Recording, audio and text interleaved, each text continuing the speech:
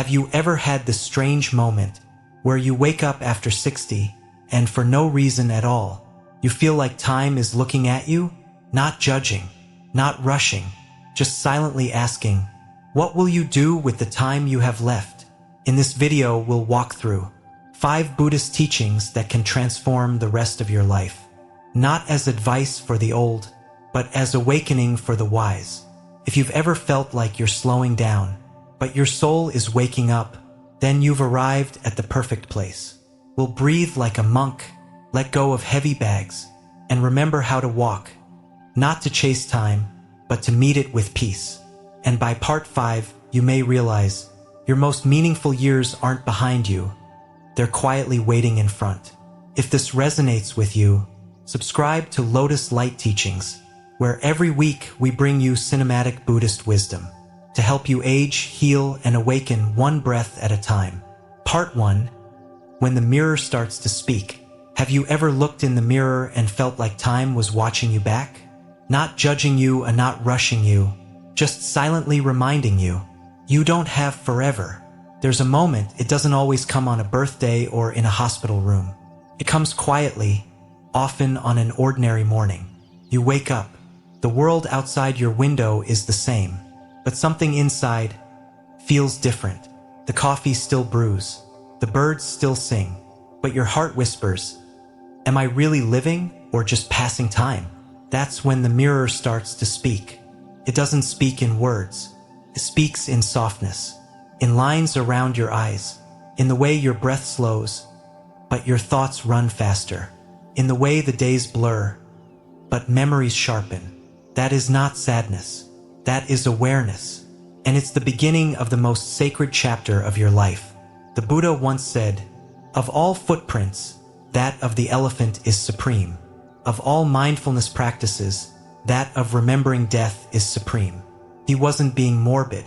He was offering a key, because only when we realize how short life is, do we truly begin to live. Not in a panic, not in a rush, but with the presence of someone who knows they're holding something precious. You see, the tragedy isn't that life ends. The tragedy is that we wait too long to begin it. There's an old story. A young monk once asked his teacher, Master, what is the most important lesson I must learn before I grow old? The teacher smiled and said, learn how to grow old before you get there. First, it sounded like a riddle, but over time, the monk began to understand. Growing old is not just something that happens to us. It's something we must learn how to do well, because there's a difference between aging and awakening. And so, this video, these 5 Buddhist lessons, aren't just advice. They're not tips for wellness or happy retirement. They are invitations. Each one is a doorway, and as we step through them, we begin to see life after 60 isn't a downhill slope. It's a chance to finally walk without rushing, to speak without pretending, to breathe without needing to prove anything. You've spent decades surviving. Now it's time to live, like a lotus opening under the morning sun. But before we begin the first lesson, I want to ask you something. What if the rest of your life could be the most meaningful part? Would you slow down enough to listen? Would you dare to wake up before it's too late? So stay with me, because the first lesson comes not from a book or a temple, but from something you've likely forgotten how to hear, the sound of your own breath. Part 2, Lesson 1. Breathe like a monk. There's a moment in every monk's journey when the world goes quiet. Not because they've left it behind, but because they've finally learned how to return to something we all once knew. The breath. Not the shallow breath of stress, not the rushed breath of deadlines, but the deep, honest breath, the kind that says, I'm alive, and that is enough. When the Buddha sat beneath the Bodhi tree, he didn't chant mantras. He didn't seek visions. He simply breathed, in and out, in and out. That's how enlightenment began, not with a miracle, but with a moment of presence. And yet, here we are, decades into our lives, and most of us have forgotten how to breathe. We inhale to rush. We exhale to complain. Our breath has become just background noise. But after 60, something changes. Your body becomes quieter. your pace slows, and in that silence, the breath returns, not as a function, but as a teacher. Lesson 1, breathe like a monk. Doesn't mean sit cross-legged on a mountain for hours. It means letting the breath become your anchor, your soft companion, especially in moments when the mind wanders to regret, or fear, or what if. Try this next time you're making tea. Instead of scrolling your phone or rushing to the next task, just sit, feel the warmth of the cup, watch the steam rise, and breathe, as if each breath is a note in a love song to your own life, because it is. A 74-year-old woman once told a Buddhist teacher, "I'm too old to start meditating." He smiled and replied, "Then breathe like someone who knows she's lived long enough to deserve peace." That hit her like a bell in a silent temple. She began waking up 10 minutes earlier each day, not to do more, but to be more, to sit by the window, to feel the air come and go, to remember she didn't need to chase the day. The day would come to her if she was still enough to receive it. You see, in Buddhism, the breath is not just a physical act. It is a reminder. You are still here. You are still able to choose peace over pressure, stillness over noise, presence over performance. 30, breathing is automatic. At 60, breathing becomes intentional. And in that shift is awakening. So breathe like a monk, not because you need to look spiritual, but because you've earned the right to return to simplicity. And if today you woke up, if you still have one more breath, you still have one more chance to live like you mean it. Let the breath be your first act of freedom. Part 3, Lesson 2. Let go of the heavy bags. There's an old Buddhist tale of a traveler who reaches a river, carrying a heavy bag on his back. He looks at the river's current, fast, wild, full of rocks, and he realizes he can't cross safely unless he lets go of what weighs him down. So he stands there, staring at the water, clutching the bag to his chest. It's full of things he's gathered along the way, useful once, sentimental even, but now they're just too heavy. The question isn't, can he cross? The real question is, can he let go? After 60, life begins to whisper this same question to you. Not loudly, but in quiet, honest moments, often when no one's watching. You go to reach for something, a goal, a dream, even a peaceful moment, and something tugs you back. Sometimes it's regret. Sometimes it's shame.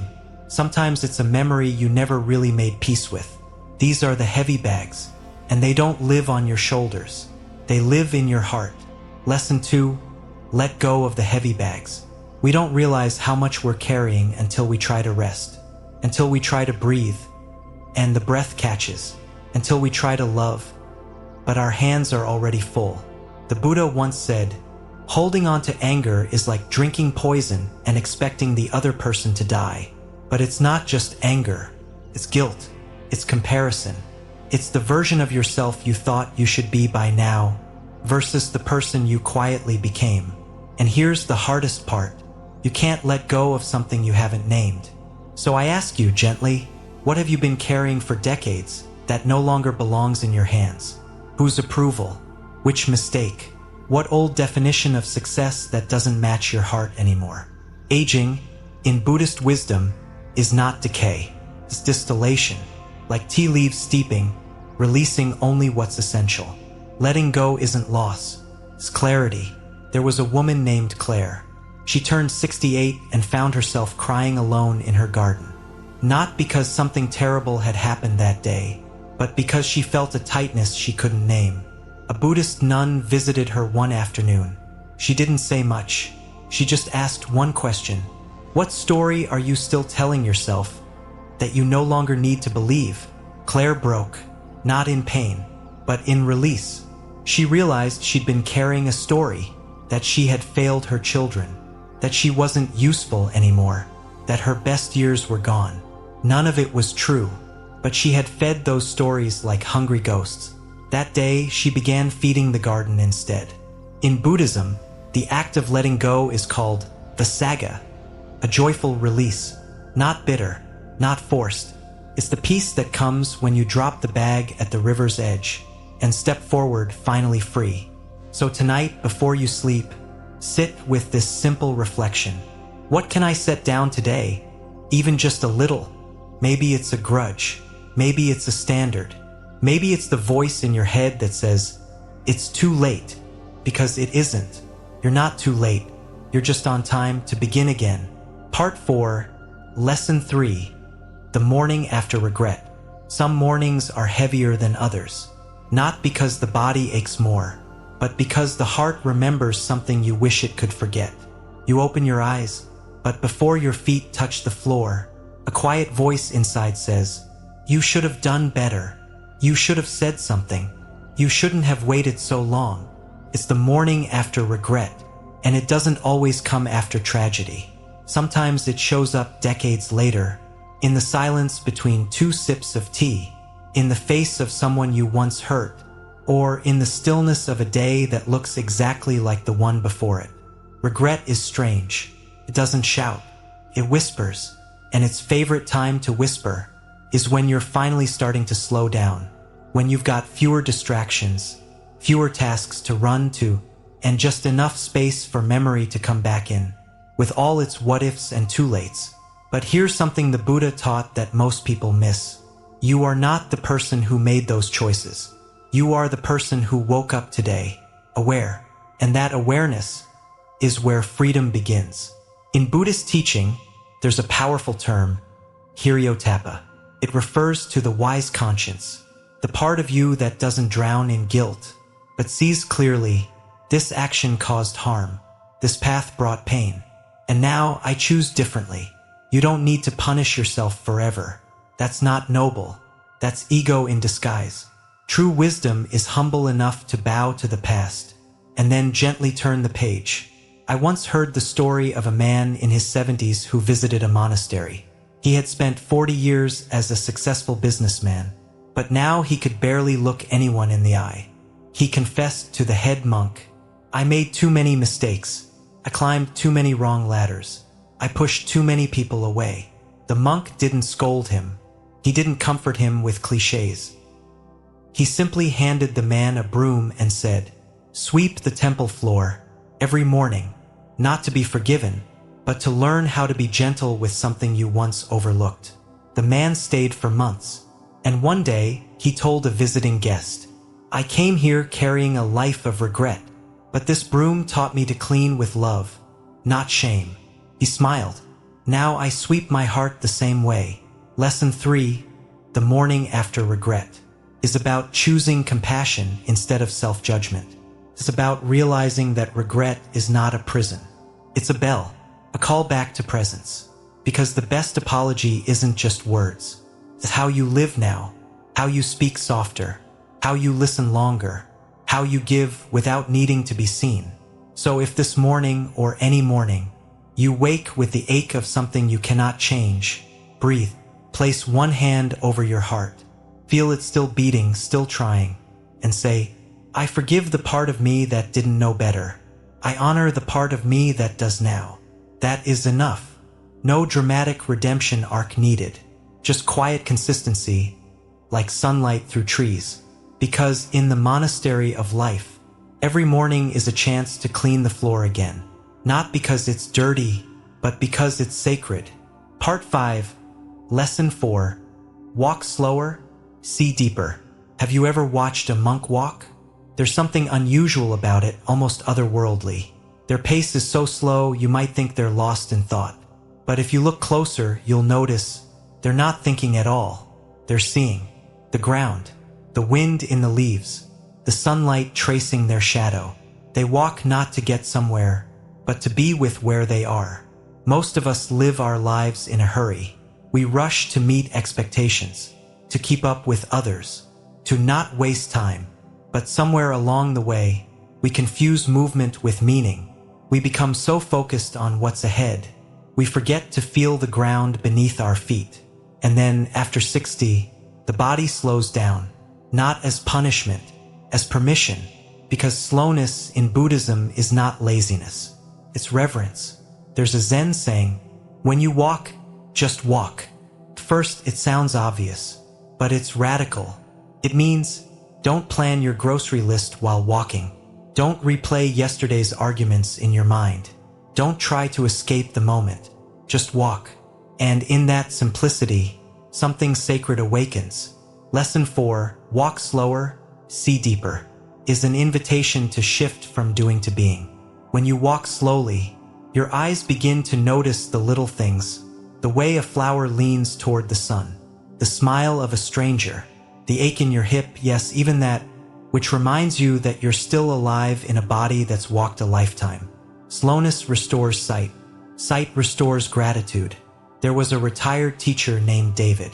He'd spent his whole life in classrooms, moving quickly, always one step ahead, planning lessons, solving problems, meeting deadlines. But after retirement, he found himself lost. He had no structure, no urgency, and that scared him. Until one day, his granddaughter asked him to walk her to school. He said yes, but she walked so slowly, stopping to pick flowers, to pet every dog, to ask about every crack in the sidewalk. At first, David was annoyed, but by the end of the week, he realized something. This little girl had taught him more about presence than all his years of teaching ever had. He kept walking her to school, long after she stopped needing him to, because now he needed it. The Buddha didn't rush to enlightenment. He sat still. He walked mindfully. He ate slowly, because awareness isn't found in speed. It's found in intimacy with the moment.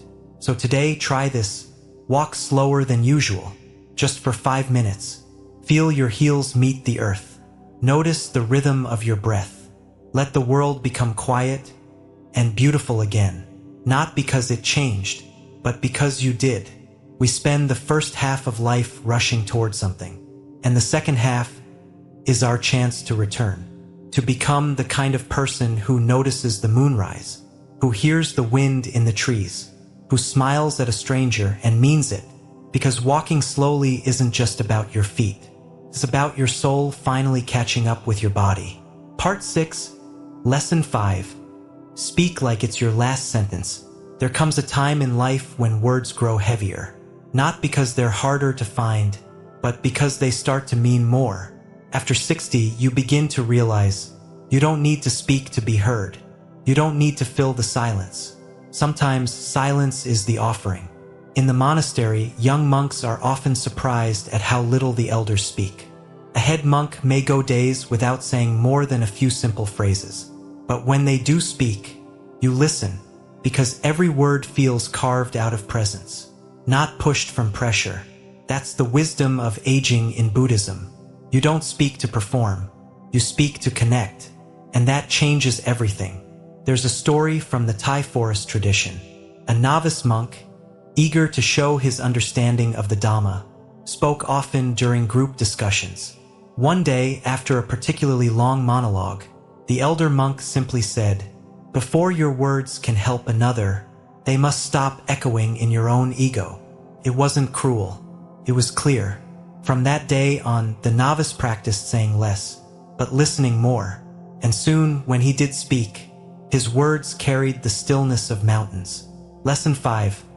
Speak like it's your last sentence, because one day it will be. This isn't meant to scare you. It's meant to free you. Imagine every sentence you speak today was the last thing someone would remember you by. Would you still gossip? Would you still rush your goodbye? Would you still speak just to fill the space? Or would your words slow down and soften? Would they become blessings? After 60, many people discover this truth on their own. They find that long conversations exhaust them, that small talk feels hollow, that being quiet doesn't mean being invisible. It means they're finally speaking from depth, not habit. A woman named Lorraine once shared, "At 72, I've become selective with my words. Not because I've lost my voice, but because I've finally found it." She said her favorite thing was writing postcards. Not emails, not texts, handwritten postcards. Because in her words, when you only have a small space, you write what truly matters. That's the practice. Speak as if you're writing on a small space, as if every word must be earned by silence. The Buddha taught the principle of right speech, words that are true, timely, gentle, and useful.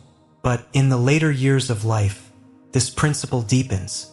It becomes not just what you say, but the energy you bring to every interaction. Can your voice soften someone's day? Can your pause speak louder than noise? Can your final sentence, whenever it comes, be one of peace? Here's a meditation for tomorrow morning. When you wake up, take 3 breaths before speaking. Let the silence greet the day first. Then ask yourself, what words do I want to plant today, if they might bloom in someone's memory forever? Say less, but let every word carry love. Because at the end of your life, no one will remember the number of conversations you had. They'll remember how they felt in your presence. Did they feel judged or seen? Did they feel rushed or safe? Let your words become the medicine your presence has been brewing for decades. Part 7. The gentle realization. It doesn't arrive with a bang. No trumpet sounds. No great revelation crashing in like waves.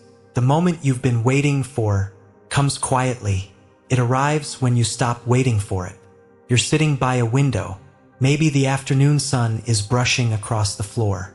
Maybe you're sipping tea not because you need the caffeine, but because the ritual feels like home. The TV is off. Your phone is somewhere far from your hands. And for a brief moment, there's no desire to be anywhere else. No hunger to prove. No fear of missing out. No voice whispering, "You're running out of time." Just stillness. And in that stillness, a realization blooms. Not dramatic, not showy, but true. I am finally living my life, not chasing it. All the Buddhist lessons point here, not to some mountaintop of achievement, not to the perfect version of yourself, but to this simple, sacred truth. You were never broken. You were just busy. Busy surviving. Busy chasing. Busy pleasing. Fixing. Remembering. Regretting. But now, in the quiet that comes with age, you have the space to be whole again. The Buddha called this sampajana, clear knowing, not intellectual knowledge, but the kind of knowing that lives in your bones. The knowing that you don't need more time to start living. You just need more presence with the time you already have. There was once an old monk who was asked, "What's the greatest gift of growing old?" He smiled and said, "I no longer confuse what's urgent with what's important." And then he returned to sweeping the leaves off a garden path, one slow stroke at a time, like a prayer to the earth. That's the gentle realization. Life is not a to-do list. It's a walk in the garden. And every leaf matters, even the fallen ones. So now here you are. You've listened. You've remembered. You've maybe cried a little, or just breathed a bit deeper. You don't need to become a monk. You don't need to abandon the world. You just need to return to yourself. Again and again. Gently. Let this be your new mantra. I am not late. I am arriving. With every breath. With every pause. With every moment of kindness, especially the ones you give yourself. And maybe, just maybe, this chapter of your life, the one after 60, after the noise, after the chase, will be the most meaningful one yet. Not because it's long, but because it's real. Before you go, just sit here a little longer. Feel your breath. Feel the quiet. Feel your body not as something fading, but as something sacred.